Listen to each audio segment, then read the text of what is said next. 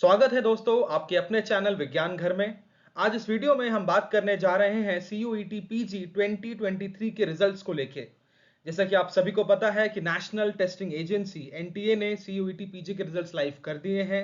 आप सभी के पास अपने अपने स्कोर कार्ड्स और रैंकिंग है। इस वीडियो में हमारा फोकस रहेगा, आज हम डिस्कस करेंगे कि इस साल की एक्सपेक्टेड कट ऑफ क्या जाने वाली है, यूनिवर्सिटी रैंकिंग और कॉलेज प्रेफरेंसेस आपको क्या देने चाहिए आपके मार्क्स के बेसिस पे, जिस कोर्स में आपका इंटरेस्ट है उस कोर्सेज के करियर ऑप्शंस आगे चल के क्या होंगे, इसके ये बहुत जरूरी है। इनके बारे में आज हम डिस्कस करेंगे। हम और भी डिस्कस करेंगे परसेंटेज और परसेंटाइल के बारे में। कुछ एग्जाम्स के रिजल्ट्स को एनटीए परसेंटाइल के फॉर्म में रिप्रेजेंट करती है और कुछ के परसेंटेज को। दोनों में क्या फर्क है, क्या डिफरेंस है, आज हम बात करेंगे इस बारे में भी। हम ये भी बात करेंगे कि जो CUET PG में यूनिवर्सिटीज पार्ट ले रही हैं उसमें से कुछ यूनिवर्सिटीज गवर्नमेंट हैं, कुछ प्राइवेट हैं। तो कौन सी यूनिवर्सिटीज बेटर है, कौन सा प्राइवेट यूनिवर्सिटी कौन सी बेटर है, कौन सी गवर्नमेंट बेटर है, या दोनों में से अगर आपको चूज करना हो तो किन बेसिस पे आप चूज कर सकते हैं, उन बारे में डिस्कस करेंगे। और अल्टीमेटली हमारा फोकस रहेगा, हम आपको बताएंगे कि कौन कौन से डॉक्यूमेंट्स आपको चाहिए होंगे एडमिशन लेने के लिए, यानी कि काउंसलिंग में पार्ट लेने के लिए। तो चलिए हम शुरू करते हैं।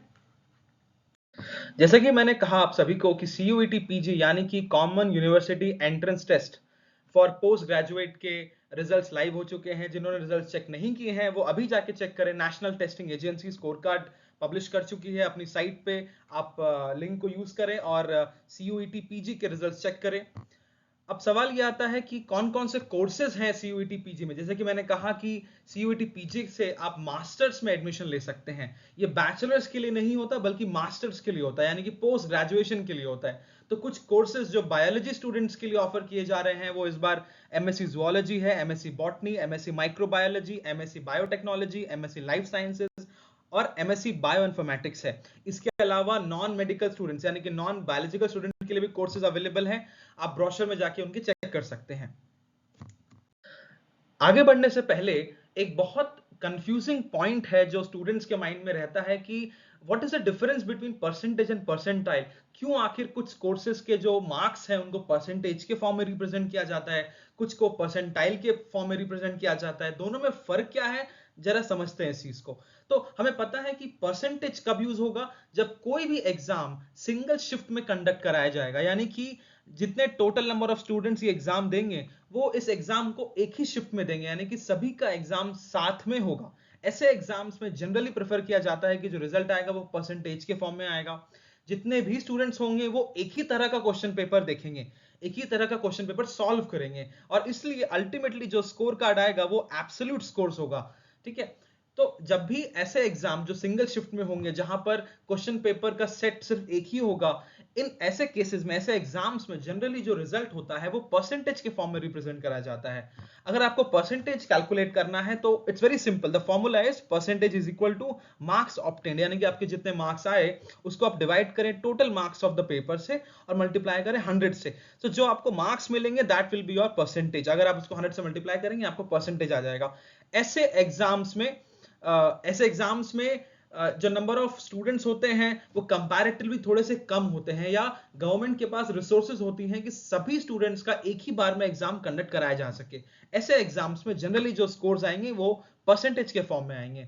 लेकिन कभी कभार ऐसा होता है कि स्टूडेंट्स और रिसोर्सेज को अगर हम ध्यान में रखते हुए पेपर डिजाइन करते हैं तो sometimes it happens that the number of shifts becomes more than one, यानी कि एक एग्जाम को कंडक्ट कराना एक शिफ्ट में पॉसिबल नहीं हो पाता। उसके बहुत सारे कारण हो सकते हैं। हो सकता है कि जो नंबर ऑफ सेंटर्स हैं उस टाइम या उस दिन के लिए अवेलेबल ना हो, या नंबर ऑफ स्टूडेंट्स जो एग्जाम को दे रहे हैं वो बहुत ज्यादा है। इसलिए कभी कभार क्या होता है कि एग्जाम्स को मल्टीपल शिफ्ट में कंडक्ट कराया जाता है, यानी कि एक ही सब्जेक्ट के दो दो फेजेस में एग्जाम्स होते हैं, morning shift and evening shift. Okay. इस ऐसे एग्जाम्स में क्या होता है कि जो नंबर ऑफ क्वेश्चन पेपर्स हैं वो दो शिफ्ट्स के लिए दो अलग अलग होते हैं, एंड इसलिए हमारे पास जो स्कोरिंग आती है वो रिलेटिव स्कोरिंग होती है। यानी कि आप मान लीजिए कि मॉर्निंग शिफ्ट में जो पेपर आया शायद वो टफ था कंपैरेटिव टू इवनिंग शिफ्ट, तो इवनिंग शिफ्ट के टॉपर को और मॉर्निंग शिफ्ट के टॉपर को कंपेयर इक्वल करना is not very easy, right. तो हमें मैथमेटिकल एज लेना पड़ता है। इस mathematical as is basically nothing but percentile.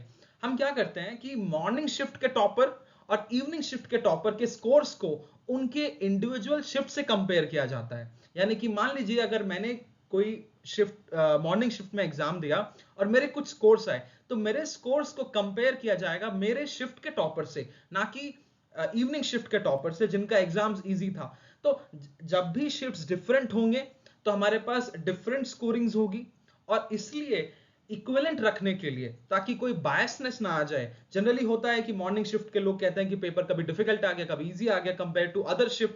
तो इन सब चीजों को हटाने के लिए मैथमेटिकल एज लिया जाता है, और उसमें हम परसेंटाइल यूज किए थे। परसेंटाइल का फॉर्मूला यहां पर लिखा हुआ है, आप सभी पढ़ सकते हैं। तो सीयूईटी पीजी में भी कुछ कोर्सेज के जो रिजल्ट्स हैं वो परसेंटेज के फॉर्म में होंगे, यानी कि स्कोर्स के फॉर्म में होंगे, यानी कि एब्सोल्यूट स्कोर्स यानी कि एब्सोल्यूट मार्क्स के फॉर्म में होंगे। और कुछ रिजल्ट्स ऐसे होंगे जो परसेंटाइल के फॉर्म में होंगे, जहां पर मल्टीपल शिफ्ट्स में एग्जाम लिया गया होगा। तो आपके शिफ्ट का जो रिजल्ट आएगा वो आपके शिफ्ट के टॉपर्स के हिसाब से डिसाइड किया जाएगा। ओके, और इस तरह से हम बायसनेस को अवॉइड करते हैं और एग्जाम के रिजल्ट्स को बिल्कुल इक्वली यानी कि विद इक्वल राइट्स हम पब्लिश करते हैं। नाउ जैसे कि मैंने बोला कि depending on how many shifts the exam has been conducted, अगर सिंगल शिफ्ट में एग्जाम हो रहा है तो परसेंटेज के फॉर्म में रिप्रेजेंट होगा, अगर मल्टीपल शिफ्ट में एग्जाम्स हो रहे हैं तो परसेंटाइल के फॉर्म में रिप्रेजेंट होगा। ध्यान रखिए कि हर स्टूडेंट के पास आइदर परसेंटेज और परसेंटाइल के फॉर्म में ही रिप्रेजेंट या रिजल्ट्स आएंगे। हालांकि हम परसेंटाइल और परसेंटेज को कन्वर्ट कर सकते हैं, बट उसकी जरूरत नहीं पड़ती। परसेंटेज के फॉर्म वाले एग्जाम्स जो होते हैं उनके जो यूनिवर्सिटी कट ऑफ होती है वो परसेंटेज के बेसिस पे होती है, और अगर किसी एग्जाम का परसेंटाइल में स्कोर्स है तो यूनिवर्सिटी भी परसेंटाइल के स्कोर में ही अपना जो कट ऑफ है वो पब्लिश करेगी। तो ये बात आपको क्लियर होनी चाहिए। तो चलिए अब आगे बढ़ते हैं। अब दूसरा सवाल ये उठता है कि आखिर जो कोर्सेज हैं वो बहुत सादा है। जैसे कि मैंने बोला आपको कि masters botany, zoology, life science, microbiology, bioinformatics, ऐसे 5 से 6 कोर्सेज हैं जहां पर एक CUET PG qualified candidate apply कर सकता है। तो सही कोर्स कौन सा है, ये क्वेश्चन बहुत रहता है, क्योंकि आपके पास ऑप्शंस बहुत सारे हैं, राइट। लेकिन आपके लिए सही कोर्स कौन सा होगा, इस बात का फैसला करना, इस बात का चॉइस करना बहुत इंपॉर्टेंट है आपके आगे के करियर को लेके। तो थोड़ा इसके बारे में आज हम डिस्कस करेंगे कि which course to choose. Now with our experience and expertise, we know that there are two forms of sciences. Basically, in general, we have fundamental sciences and we have applied sciences. अगर मैं fundamental sciences की बात करूं तो हमारे पास दो courses आते हैं, एमएससी बॉटनी और एमएससी जूलॉजी। अगर मैं बात करूं अप्लाइड साइंसेस की तो MSc life sciences there, MSc microbiology, MSc biotechnology और एमएससी बायोइन्फॉर्मेटिक्स। ये सारे कोर्सेज जो है वो अप्लाइड साइंसेज में आते हैं, हालांकि एमएससी बॉटनी और जूलॉजी फंडामेंटल साइंसेज में आता है। दोनों में फर्क ज्यादा नहीं होता।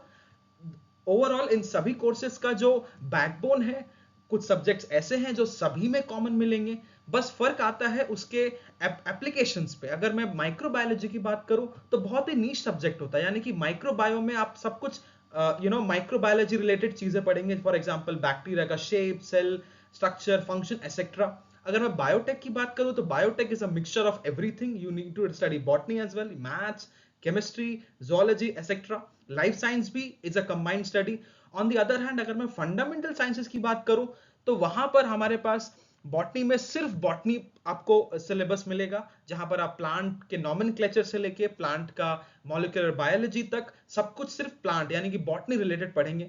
ऑन द अदर हैंड अगर आपने एमएससी जूलॉजी लिया है, यानी कि एमएससी जूलॉजी में सिर्फ जूलॉजी यानी कि एनिमल किंगडम से स्टार्टिंग होगी आपकी, प्रॉपर एनिमल क्लासिफिकेशन से लेके एनिमल फिजियोलॉजी तक सब कुछ सिर्फ जूलॉजी मिलेगा। तो जूलॉजी स्टूडेंट्स को बॉटनी पढ़ने का मौका नहीं मिलता है उतना।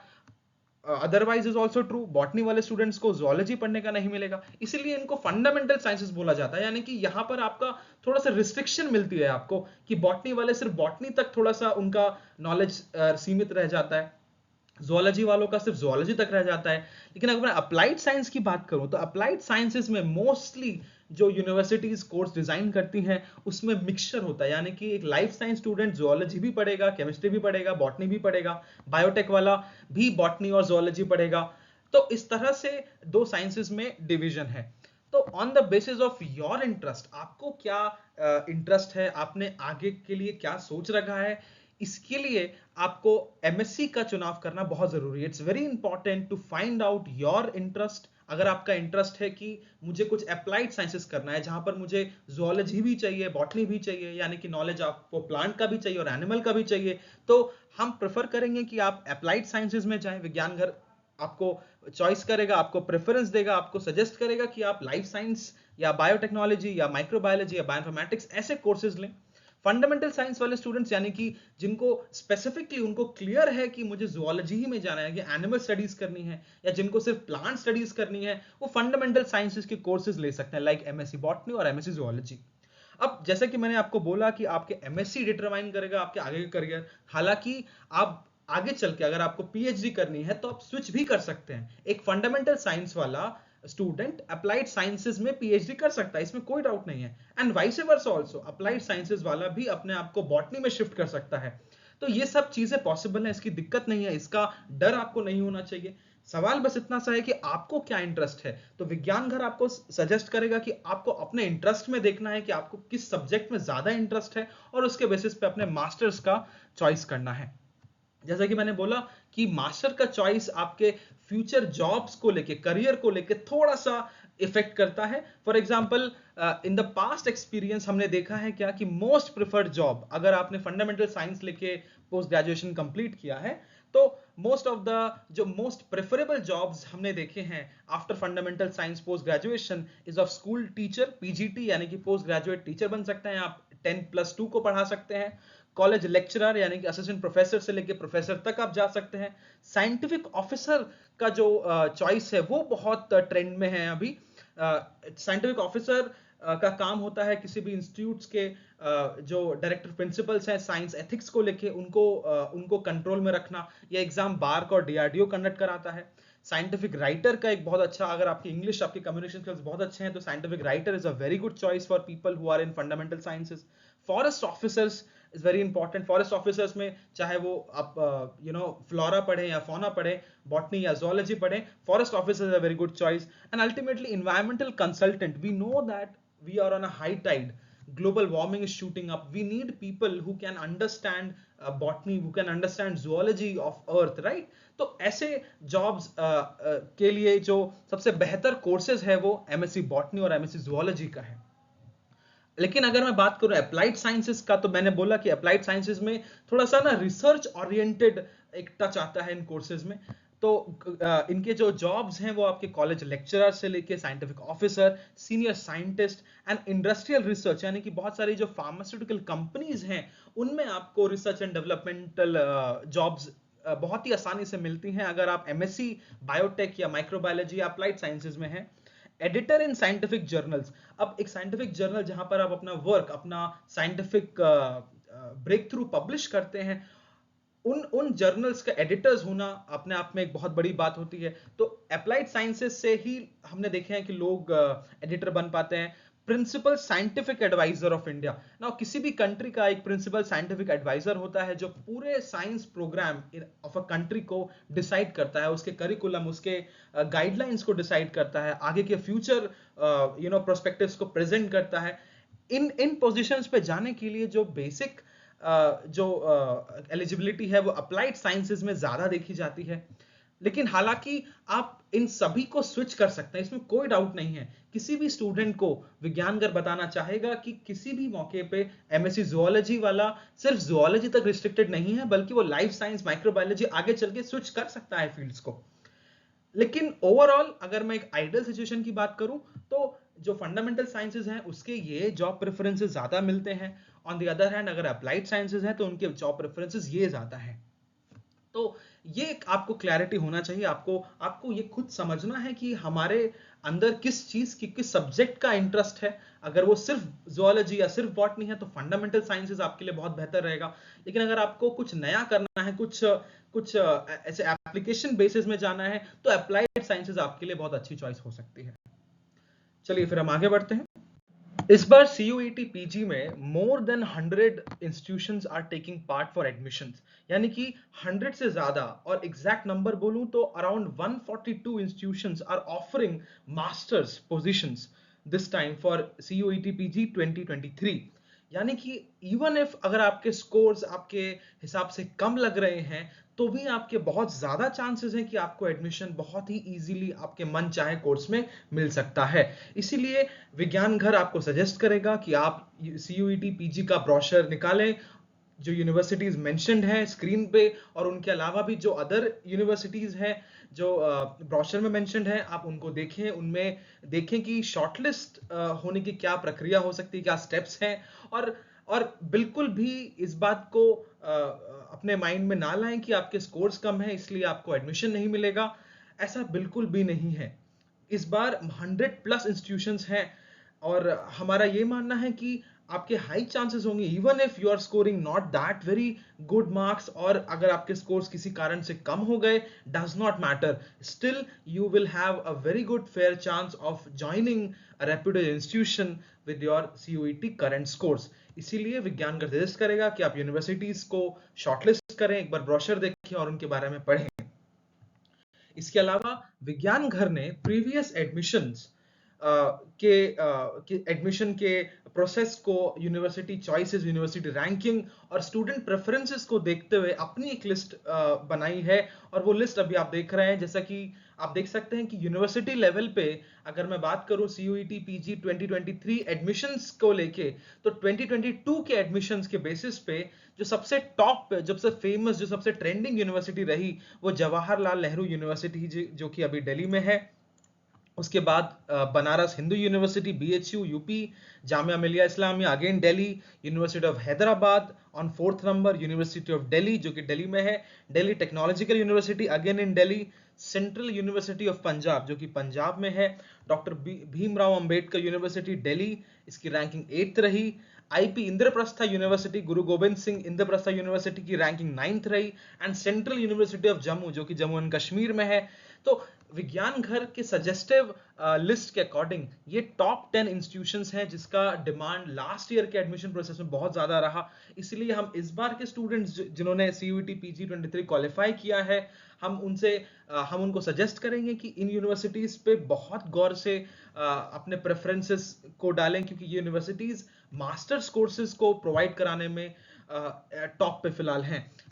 स्टूडेंट प्रेफरेंसेस अगर हम देखें, यूनिवर्सिटी रैंकिंग देखें, तो उन सभी मामलों में ये universities, these are the top 10 universities a student is offering. Again these are the government institutions, okay, and this list is not for ranking. जैसे कि मैंने बोला आपको कि ये विज्ञान घर द्वारा एनालाइज की गई, student friendly, student preferred and university ranking by government of India के बेसिस पे ये रैंक हमने बनाई है। और हम अपने स्टूडेंट्स को, अपने ऑडियंस को ये जरूर बोलेंगे कि इन यूनिवर्सिटीज को कंसिडर आप बिल्कुल करें, क्योंकि universities in the terms of resources, in terms of science, in terms of ethics बहुत अच्छी हैं।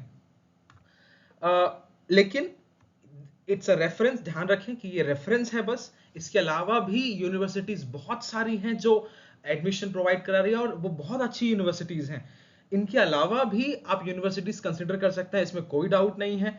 तो बेहिजक होके इन 10 यूनिवर्सिटीज के अलावा भी एक स्टूडेंट किसी और यूनिवर्सिटी में भी अप्लाई कर सकता है। और इंडिया में जैसा कि न्यू एजुकेशन प्रोग्राम्स लॉन्च हो रहे हैं, उनके बेसिस पे जितने भी यूनिवर्सिटीज हैं जो सीयूईटी पीजी में पार्ट ले रहे हैं, उनका स्टैंडर्ड विद ईयर इंप्रूव होता जा रहा है। किसी भी यूनिवर्सिटी का रैंकिंग अगर हम देखें इंटरनेशनल लेवल पे, तो हमेशा अच्छा ही हुआ है। तो जरूरी नहीं है कि इन यूनिवर्सिटीज की अगर हम इस वीडियो में बात नहीं कर रहे तो वो यूनिवर्सिटी अच्छी नहीं है, ऐसा बिल्कुल नहीं है। हम एक सजेस्ट करना चाह रहे हैं आपको कि प्रीवियस ईयर एडमिशंस अगर हम देखें तो ये यूनिवर्सिटीज बहुत टॉप पे रही थी। ये सारी यूनिवर्सिटीज गवर्नमेंट फंडेड हैं, यानी कि गवर्नमेंट ऑफ इंडिया, यानी कि सेंट्रल गवर्नमेंट का इसमें टेक ओवर है। जितने भी करिकुलम है वो डिजाइनिंग सेंट्रल लेवल पे की जाती हैं। और प्रीवियस एडमिशन से हमने देखा कि ये टॉप इंस्टीट्यूशंस बहुत ही ट्रेंडिंग में रही थी, स्टूडेंट फ्रेंडली, स्टूडेंट चॉइसेस में नंबर अपने अपने लिस्ट को अपने अपने टॉप पे लिस्ट बनाई रखी। इसके अलावा बहुत सारे प्राइवेट यूनिवर्सिटीज भी हैं जो इस बार पार्ट ले रहे हैं। बहुत बार ये सवाल आता है कि अगर मेरी रैंकिंग या मेरे मार्क्स इतने अच्छे नहीं हैं कि गवर्नमेंट कॉलेज मुझे मिले, तो क्या मुझे ईयर ड्रॉप कर देना चाहिए? ईयर ड्रॉप करना एक बहुत स्मार्ट चॉइस नहीं हो सकती, जबकि हमें पता है कि बहुत अच्छे प्राइवेट यूनिवर्सिटीज हैं। अगर मनी इशू नहीं है, तो अगर आपको पोस्ट ग्रेजुएशन कंप्लीट करनी है, परस्यू करना है, और टाइम नहीं है आपके पास नेक्स्ट ईयर के सीयूईटी पीजी में अटेम्प्ट देने का, कोई बात नहीं। प्राइवेट यूनिवर्सिटीज इंडिया में बहुत अच्छी हैं।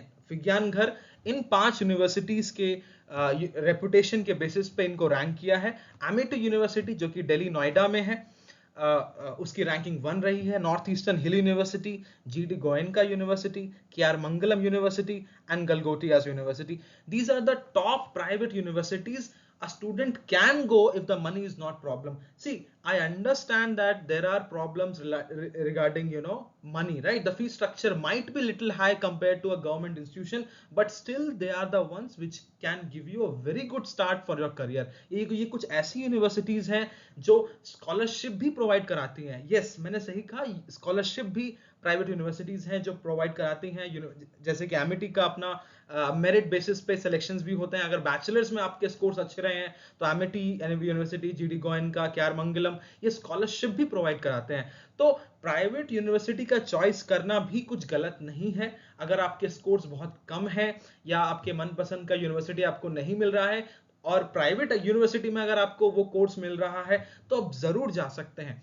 Private university is also competing with central government institutions equally. Okay, so ये कुछ यूनिवर्सिटीज हैं। मैं चाहूंगा कि आप सब इनको नोट कर ले, इसका स्क्रीनशॉट ले लें, अपने दोस्तों के साथ शेयर करें, share in the WhatsApp group, अपने जूनियर्स के साथ शेयर करें ताकि उनको पता चल सके कि private universities are not bad, there are very good choices for our career to kick start. Okay, तो ये कुछ थे हमारे गवर्नमेंट और प्राइवेट इंस्टीट्यूशन के प्रेफरेंसेस जो विज्ञानगर सजेस्ट करेगा अपने स्टूडेंट्स को, अपने ऑडियंस को, ताकि वो एक बहुत बेहतर चॉइस कर सके। अब बात आती है कि एडमिशंस की यूनिवर्सिटीज हमने डिस्कस किया कि परसेंटेज और परसेंटाइल में क्या डिफरेंस है। अब हम बात करेंगे कि एक्सपेक्टेड कट ऑफ इस साल की क्या क्या हो सकती है। अब क्योंकि इस हफ्ते हमारा CUET PG का रिजल्ट आ गया है एंड इन कमिंग वीक्स आपके पास डिफरेंट यूनिवर्सिटीज के डिफरेंट कट ऑफ आएंगे। आपको कहा जाएगा कि आप PG काउंसलिंग में अपने आप को रजिस्टर करें, तो रजिस्टर करने से पहले आपको प्रेफरेंसेस भी देने होंगे यूनिवर्सिटी के।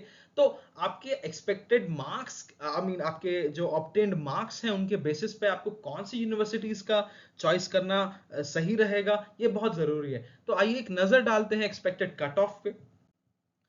विज्ञान घर ने प्रीवियस ईयर कट ऑफ्स को देखते हुए लिस्ट बनाई जो अवेलेबल थे, डेटा सेट जिनके यूनिवर्सिटीज पब्लिकली रिलीज करती है अपने कट ऑफ्स। उन कट ऑफ्स को देखते हुए हमारे तरफ से ये जो लिस्ट है आप इस पे जरूर ध्यान दें। These are the expected cut off for CUET PG for various courses offered by university. For example university of Delhi में अगर मैं बात करूं MSc बायोकेमिस्ट्री का, तो अगर स्कोर आपका 260 से 280 के बीच में है, जनरल कैटेगरी है, तो आपको बहुत इजीली आपको MSc बायोकेमिस्ट्री का कोर्स मिलेगा। अगर आपका रिजर्वेशन है, अगर आप OBC SC ST में है, तो अगर आपका जो स्कोर है वो 250 से 220 के बीच में है, तो आपको बहुत easily MSc biochemistry university of Delhi में मिल सकता है। उसी तरह से MSc बॉटनी की अगर मैं बात करूं, तो अगर स्कोर आपके 160 से 170 रहा है, तो जनरल कैटेगरी में आपको MSc बॉटनी बहुत इजीली मिल सकता है। 130, 140 या 100 से 10 अगर आपका रिजर्वेशन कैटेगरी है, तो MSc बॉटनी आपके लिए बहुत अच्छा चॉइस हो सकता है यूनिवर्सिटी ऑफ दिल्ली के लिए। MSc जूलॉजी की अगर मैं बात करूं, तो अगर स्कोर आपका 220 से 230 रहा है जनरल कैटेगरी में, और रिजर्वेशन कैटेगरी में आपका 170 से 185 के बीच में रहा है, तो MSc zoology university of Delhi में आपके हाई चांसेस हैं कि आपको इजीली एडमिशन मिले। उसी तरह से MSc माइक्रोबायोलॉजी में अगर आपका कोर्स है, अगर आपके जो स्कोर्स हैं वो आपके 190 से 200 के बीच में है जनरल कैटेगरी में, और आपकी रैंक अच्छी है, तो आपको MSc माइक्रोबायोलॉजी बहुत इजीली मिलेगा। 170 से 180 या 140 से 150 अगर आपके स्कोर्स हैं रिजर्वेशन कैटेगरी में, तो MSc माइक्रोबायोलॉजी में आपको बहुत आसानी से एडमिशन मिल सकता है। University of Delhi is one of the reputed universities across the globe, तो इसको इन एक्सपेक्टेड स्कोर्स को देखते हुए आप अपने प्रेफरेंस डाल सकते हैं। सेकंड नंबर पे भी है बनारस हिंदू यूनिवर्सिटी। बनारस हिंदू यूनिवर्सिटी इस बार ऑफर कर रहा है MSc zoology and MSc botany. इसके अलावा MSc जूलॉजी और बॉटनी में जो अगर आप कट ऑफ देखें, तो कट ऑफ में 230 से 250 अगर आपके स्कोर्स हैं जनरल कैटेगरी में, तो MSc जूलॉजी में आपको इजीली एडमिशन मिल सकता है। 210 से 230 या 200 से 210 अगर आपका रिजर्वेशन कैटेगरी में है, तो MSc zoology from Banaras Hindu university is a very good choice. MSc botany की अगर मैं बात करूं, तो जनरल कैटेगरी में 200 से 215 अगर आपका स्कोर रहा, तो आपको easily MSc botany Banaras Hindu university के प्रेफरेंस लिस्ट में डालना चाहिए। अगर आप रिजर्वेशन कैटेगरी से हैं, तो 160 से 185 या 160 से 170 अगर आपका स्कोर रहा, तो आप MSc बॉटनी को as a preference for Banaras Hindu university बहुत इजीली डाल सकते हैं। फिर हमारे पास है डॉक्टर भीमराव अंबेडकर यूनिवर्सिटी जो कि दिल्ली में है। इस बार वो 2 अप्लाइड साइंसेज के कोर्सेज ऑफर कर रही है, एमएससी बायोटेक्नोलॉजी और एमएससी बायोइन्फॉर्मेटिक्स। अगर इन दो कोर्सेज की मैं बात करूं तो कट ऑफ जो है वो सभी कैटेगरीज के लिए, चाहे वो जनरल हो या रिजर्वेशन हो, सेम ही जाता है ऑलमोस्ट 180 से 200 बायोटेक्नोलॉजी के लिए, और बायोइन्फॉर्मेटिक्स के लिए 200 से 250। अगर मैं बात करूं जामिया मिलिया इस्लामिया की, तो एमएससी बायो साइंस जो कि अपने आप में एक अलाइड साइंसेज है, अप्लाइड साइंसेज है, उसकी अगर मैं परसेंटाइल देखूं तो अगर आपकी परसेंटाइल 28 से 54 है तो एमएससी बायो साइंस आपके लिए बहुत अच्छा ऑप्शन हो सकता है। एमएससी बायोटेक्नोलॉजी में अगर आपकी परसेंटाइल रही आपकी 280 से 54, सॉरी 28 से 54, देन अगेन आपको MSc biotechnology from Jamia Millia Islamia आपको इजीली एडमिशन मिल सकता है, यानी कि प्रेफरेंस लिस्ट में डालने के लिए ये यूनिवर्सिटी बहुत अच्छी है। देन वी हैव गुरु घासीदास विश्वविद्यालय जो छत्तीसगढ़ में है। अगर उसके जो परसेंटाइल स्कोर्स में देखूं तो एमएससी जूलॉजी के लिए ओवरऑल जो कट ऑफ जाता है वो परसेंटाइल के रिस्पेक्ट में 42 से 22 के बीच में जाता है, depending on the reservation and general category. MSc microbiology biotechnology के सबसे फेवरेट कोर्सेज में से एक है गुरु घासीदास विश्वविद्यालय का। तो जनरल कैटेगरी में अगर आपका परसेंटाइल 54 या 54 रहा है तो ये दो कोर्सेज आपके लिए बहुत अच्छे हैं। एमएससी बॉटनी के लिए अगर मैं परसेंटाइल की बात करूं तो 54 से 47, 40 की मैं बात करूं तो गुरु घासीदास विश्वविद्यालय बहुत अच्छा यूनिवर्सिटी चॉइस हो सकता है। आगे बढ़ते हैं, सेंट्रल यूनिवर्सिटी राजस्थान जो कि राजस्थान में है, वो इस साल 3 कोर्सेज ऑफर कर रहा है, MSc microbiology, MSc biochemistry and biotechnology. इनकी जो कट ऑफ स्कोर्स हैं वो ऑलमोस्ट सिमिलर है। अगर आपके परसेंटाइल स्कोर्स 29 से 32 या 27 से 32 के बीच में है तो central university Rajasthan is a very good choice, one can join. Central university Rajasthan की अगर मैं बात करूं तो माइक्रोबायोलॉजी, बायोकेमिस्ट्री और बायोटेक्नोलॉजी इन मास्टर्स की बात हो रही है। अगर आपके परसेंटाइल्स, अगर आपके स्कोर्स बहुत कम हैं, अगर परसेंटाइल किसी कारणवश आपकी अच्छी सी पढ़ाई नहीं हो पाई थी और स्कोर्स कम आए हैं, कोई बात नहीं, central university of Haryana is offering a very beautiful post graduation programs in microbiology, biochemistry and biotech with a very low percentile। यहां पर आप एडमिशन बहुत इजीली ले सकते हैं। We have Mahatma Gandhi central university जो बायोटेक्नोलॉजी, जूलॉजी और बॉटनी कोर्स ऑफर कर रहा है। अगर आपका परसेंटाइल 73, 78 गया है, हाईएस्ट परसेंटाइल्स में है, अगर आपका रिजर्वेशन कैटेगरी है तो 35 से 39 के बीच में आपका एमएससी बायोटेक में होना बहुत हाई चांसेस रखता है। इसलिए Mahatma Gandhi central university is a very good choice, one can have it for a preference. Central University of South Bihar is also offering two of the most important applied sciences along with the life science course। अगर आपके percentile less than 50% है तो इन courses में आप बहुत easily admission ले सकते हैं central university of south Bihar से। मैं बात करूं सेंट्रल यूनिवर्सिटी ऑफ झारखंड की, तो झारखंड इस बार ऑफर कर रहा है MSc life science and environmental sciences. अगर आपकी कट ऑफ कम, आपका जो परसेंटाइल स्कोर बना है या जो स्कोर्स बने हैं वो कम है, doesn't matter, Central University of Rajasthan is still offering a very low cut off this time, 30, 34, you will be able to get admission here। And Central University of Rajasthan is one of the most developing universities in India, so one can go with it। अगर central university of Punjab की अगर मैं बात करूं तो life sciences में ही उन्होंने बहुत सारे कैटेगरीशन डाल रखा है। फॉर एग्जांपल लाइफ साइंस में अगर आपका स्पेशलाइजेशन माइक्रोबियल साइंसेज में है तो आपकी cut off you need is 38 or 24 or 12 for different categories in with respect to percentiles। मैं बात करूं अगर स्पेशलाइजेशन बायोकेमिस्ट्री में करनी है तो कट ऑफ शायद थोड़ी ज्यादा मिलनी होनी चाहिए, आपकी 53 जाएगी शायद। एंड अगर आपके स्कोर्स 53 से ऊपर है, परसेंटाइल स्कोर्स ऊपर है, then you can easily go into MSc life science with a biochemistry in specialization. MSc life sciences bioinformatics की अगर मैं बात करूं तो कट ऑफ 39 गया है। अगर आपका कट ऑफ 39 जा सकता है तो इन इन इन कोर्सेज में आप इजीली एडमिशन मिल सकता है। इसलिए सेंट्रल यूनिवर्सिटी ऑफ पंजाब जो कि बहुत अच्छी यूनिवर्सिटीज में से एक है, यहाँ पर आप प्रेफरेंस डाल सकते हैं। सेंट्रल यूनिवर्सिटी ऑफ कश्मीर की अगर मैं बात करूं तो we have MSc zoology and MSc biotechnology. इनका कट ऑफ थोड़ा सा ज्यादा है, 46 और 48 अगर परसेंटाइल है आपकी इन जनरल कैटेगरीज, बाकियों में अगर कम है तो ये university of Kashmir is a very good choice to join for a post graduation. तो ये सारा डेटा जो है वो प्रीवियस ईयर के कट ऑफ्स पे डिपेंड करता है। ये सब डेटा आपको फुली ट्रांसपेरेंटली गूगल पे भी अवेलेबल है, आप चेक कर सकते हैं। जिन यूनिवर्सिटीज का नाम हमने यहाँ मेंशन नहीं किया है, डज नॉट मैटर कि उनके कट ऑफ नहीं आएंगे, धीरे धीरे अगर आप देखेंगे, आप उनके यूनिवर्सिटी साइट को ट्रैक करें, उनके प्रीवियस ईयर कट ऑफ्स को देखें, वहां भी अवेलेबल होगा। तो थोड़ी सी मेहनत आपको भी करनी पड़ेगी कि जो यूनिवर्सिटीज आपकी चॉइस की है, अगर वो यहाँ पर मेंशन नहीं है तो आप उनकी साइट पे जाएं और चेक करें कि उन यूनिवर्सिटीज के प्रीवियस ईयर कट ऑफ्स क्या रहे, और देन आप अपने कट ऑफ को अपने अपने एक्सपेक्टेड अपने ऑब्टेन्ड स्कोर्स को मैच कर सकते हैं। और आप हमें भी कमेंट में बता सकते हैं कि आपकी यूनिवर्सिटी की चॉइस कौन सी अच्छी है, जो यहाँ पर मेंशन नहीं की है। आप कमेंट में मेंशन कर सकते हैं कि इस यूनिवर्सिटी की चॉइसेस यहाँ थी। इससे बाकी ऑडियंस, बाकी स्टूडेंट्स को भी बहुत फायदा होगा। तो ये तो बात रही एक्सपेक्टेड कट ऑफ्स की। अब एक्सपेक्टेड कट ऑफ के बाद जो सबसे फाइनल और सबसे क्रूशियल स्टेप है वो है पीजी काउंसलिंग, यानी कि एडमिशन प्रोसेस में पार्ट लेना, जिसको हम पीजी काउंसलिंग के नाम से जानते हैं। तो क्या क्या डॉक्यूमेंट्स होने चाहिए पीजी काउंसलिंग में पार्ट लेने के लिए? तो सबसे पहले तो आपका रिजल्ट बहुत जरूरी है। रिजल्ट आपका आया, देन आप second step is to register for counselling, यानी कि आप एडमिशन में पार्ट ले रहे हैं, उसके लिए आपको रजिस्टर करना पड़ेगा। ठीक है। एंड देन आपको वहां पर यूनिवर्सिटी की प्रेफरेंस लिस्ट मिलेगी, यानी कि कौन से यूनिवर्सिटीज आपको बहुत अच्छे लगते हैं, आपके एक्सपेक्टेड कट ऑफ के हिसाब से आपके जो ऑब्टेन्ड स्कोर है वो मैच कर रहे हैं, उनके बेसिस पे आप एक प्रेफरेंस लिस्ट बना सकते हैं। उन लिस्ट को आपको मेंशन करना पड़ेगा। एंड देन आपको फाइनली डॉक्यूमेंट सबमिट करना है। This document submission is very important. अगर एक भी डॉक्यूमेंट आपका रह जाता है तो आप काउंसलिंग में पार्ट नहीं ले पाएंगे। तो वो कौन कौन से डॉक्यूमेंट्स है जो आपको बहुत जरूरी है?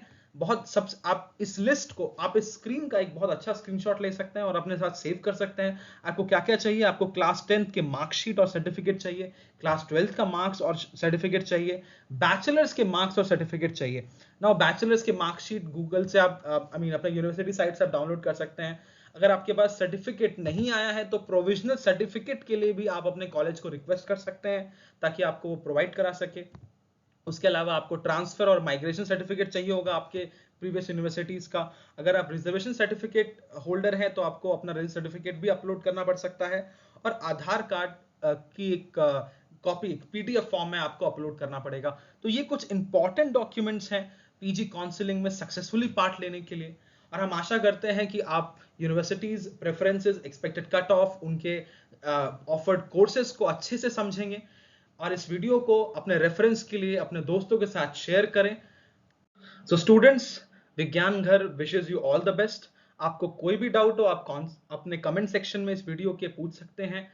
आप हमें मेल कर सकते हैं विज्ञान घर को। आपके कमेंट्स का बहुत इंतजार रहेगा। कोई भी डाउट हो आप कमेंट से पूछ सकते हैं। इस वीडियो को सब्सक्राइब करें, इस चैनल को सब्सक्राइब करें, इस वीडियो को शेयर करें ताकि जितने भी आपके स्टूडेंट्स दोस्त लोग हैं उनकी भी हेल्प हो सके। Thank you so much.